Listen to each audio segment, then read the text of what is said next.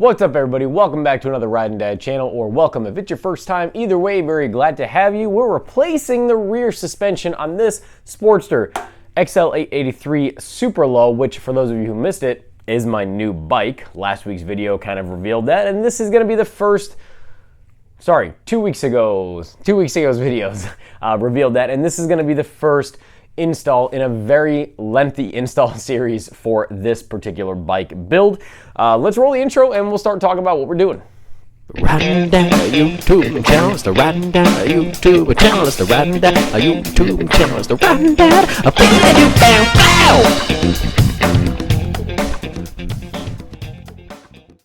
So the XL883 Super Low has a very low and pour from factory rear stock suspension setup. So I went ahead and bought the Racing Bros 13-inch Bazooka HD. So let me go grab one of those and I'll show you what we're working with. All right, so here she be. It is just a singular tube. There's no piggyback or anything like that. These happen to be just under $400 for the 13-inch. So pretty good in my book. They are not progressive springs, but they have very good ratings. And I wanted to kind of try, since this is not going to be a touring bike or anything like that, I wanted to try something different out that I probably wouldn't spend money on for my Lowrider S. But we're gonna try it. Racing Bros is a really good brand in my opinion. They're gonna be super easy to install. See on the top, there's this red little rubber design piece, and one side has extended washer kind of, and the other, or spacer, and the other does not. The side that does not is the side that's gonna face the bike. The interior and this red little design is gonna be towards the rear of the bike. It comes with thick spacers and thin spacers. Thick spacers are gonna go on the interior of the shock towards the bike, and the thin spacers are gonna go on the exterior, and then that is it. Then they want, from factory, the Racing Bros want a 10 to 20 millimeter sag. So we are going to convert that into American inches, and we are going to adjust the sag later on after these puppies are installed. Also, you may have noticed this is a typical vehicle jack. And the reason we have to use this is because the Sportster is so low. My scissor jack, or my scissor lift style that I use for motorcycles, is it just won't fit under it no matter what I do. So this will hopefully be the only install that we have to use a vehicle jack for it. There's kind of a cross member, so it should be okay. Still sketchy because it's just a little spot. But hopefully this is the only install video or anything that we have to do using this car jack for this bike. And then once we get these nice taller suspension products on there, we will not have to worry about that ever again and be able to use the actual scissor style lift. So let me take the old ones off, put the new ones on, then we'll talk about them and see how the bike looks before and after.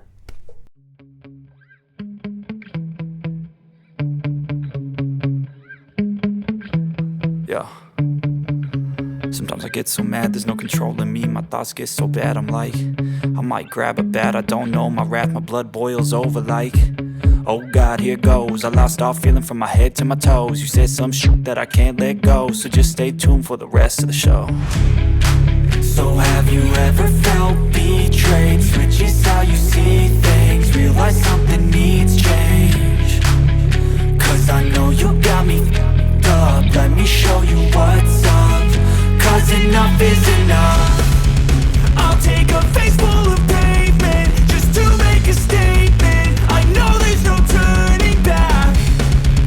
Oh God, adrenaline wasted, so mad I can taste it. I know there's no turning back. I'll do what it takes, I ain't making mistakes like that. I'll bleed on your face to make you go take it back. I'll lose my shit, I go crazy when I'm mad. And now you go wish you would shut the fuck up real bad.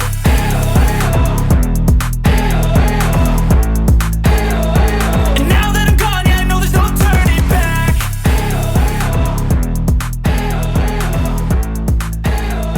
And now that I'm gone, yeah, I know there's no turning back. I'll take smoke, I'ma poke a hole through you, choking's overdue. Come at me and you won't get it.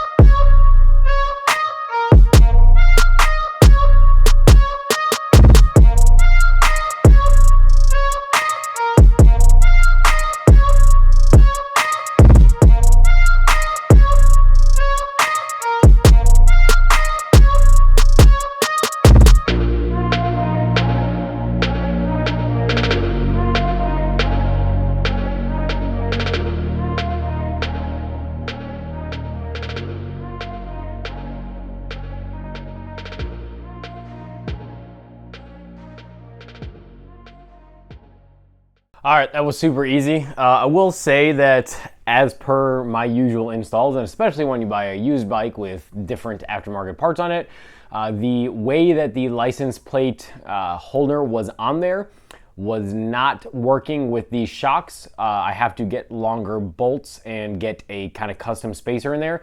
So I am actually going to go to the hardware store later on and do that so I can put the license plate on there. But for most other style bikes and different license plate relocation brackets, the way I installed it is kind of normal and typical.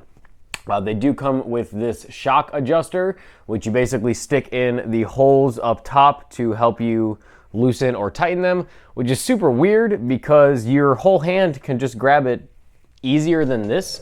I can't imagine any situation where you would need the leverage of this, and if you do need the leverage of this, you probably are gonna wind up ruining the threads by turning it if it's that hard to turn anyway. I don't know. It's just very weird. I've seen a lot of other people say that this was a weird add-on or whatever too, but it raised the bike. I mean, I'll show you pictures right now, but it raised the bike. It looks like right around the 2-inch mark, and I'm sorry, I completely forgot. I was going to take a picture of the shocks side by side out of or off of the bike, like right next to each other on the floor, and I completely forgot. So that's my bad, my bad, guys. But it did raise the bike. It feels great. I haven't gotten to ride with it yet because I have a bunch of other stuff that I got to do today, letting the Loctite sit in and putting that license plate on as well. And for those of you, why do you use red Loctite? I didn't use red, I used orange, which is still removable. It's just a slightly higher strength than blue.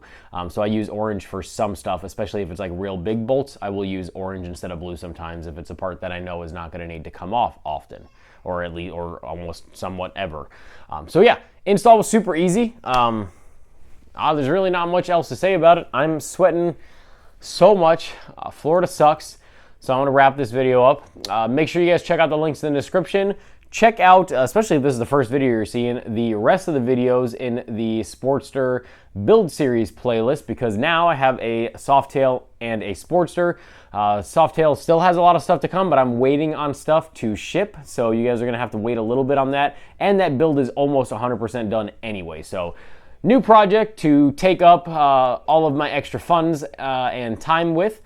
And make sure you like this video, please. It really does help me out a ton, and I appreciate it. Make sure you're subscribed as well. You have to be subscribed to the Ridin' Dad YouTube channel. I don't understand why you wouldn't be. And until the next time, guys, ride safe, have fun. Dad out.